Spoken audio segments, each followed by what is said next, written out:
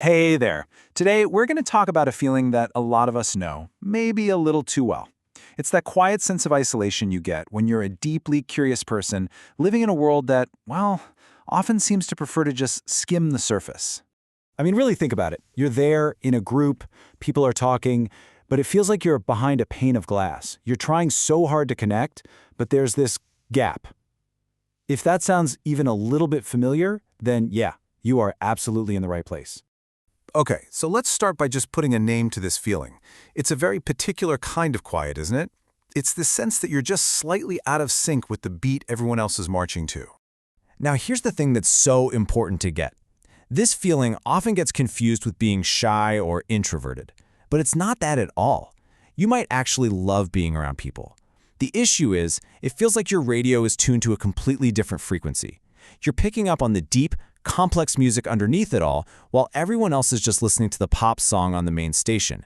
So does any of this ring a bell? That little voice in your head that just has to ask why all the time? That feeling that small talk is just empty calories, and you're starving for a real conversation. Maybe someone's told you you're a bit too intense when you were just excited. Or you spot these incredible patterns connecting things, and when you point them out, you just get blank stares. It all boils down to that one heavy feeling, being fundamentally misunderstood. So why? Why does this happen? Well, I promise you, it's not a personal flaw. There's actually some really clear psychology behind this feeling of disconnect, and once you see it, everything starts to make sense. Look at this. This is basically the whole game right here. Most everyday conversation is what we could call surface conversation. It's about social bonding, it focuses on the what of life. It's like a highway, efficient, gets you from A to B. But you're wired for deep conversation. You don't care as much about the what as you do the why, and my favorite, the what if. You're not built for the highway. You live for those weird, wonderful, scenic side roads. And you know, there's a name for this. In psychology, it's called divergent thinking.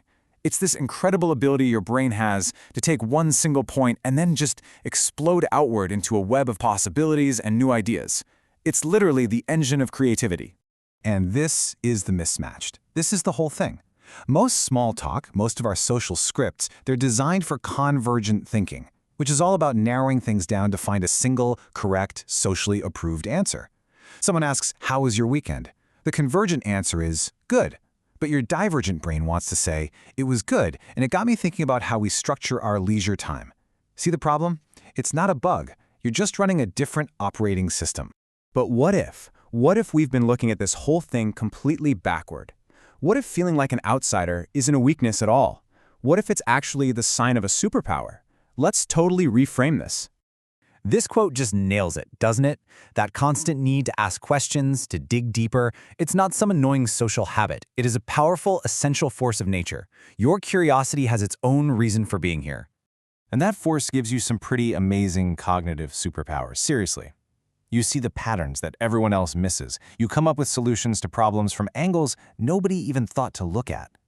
Your constant questioning of why people do what they do gives you this profound sense of empathy. And, of course, that divergent thinking makes you incredibly creative. So let's just make this crystal clear. These things are not social bugs that you need to patch or fix. They are features. In fact, they're the premium features needed for real innovation, for beautiful art, and for building the kind of deep, authentic connections that actually matter.